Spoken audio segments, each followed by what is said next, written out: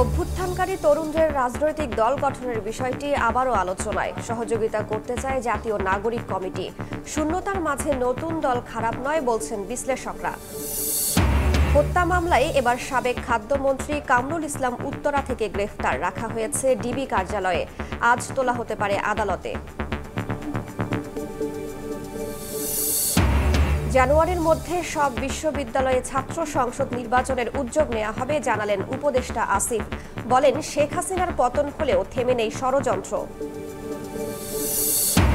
আদানির বিদ্যুৎ আমদানিতে ৫,০০০ কোটি টাকার কর ফাঁকি পিডিবির। মওকুফের আবেদন বিবেচনায় নেয়নি এনবিআর। দেশের স্বার্থবিরোধী চুক্তি বলছেন জ্বালানি বিশেষজ্ঞ।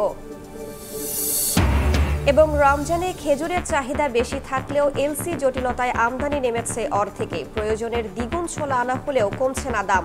ভোগ্যপণ্য দ্রুত খালাসের দাবি কাস্টমসের।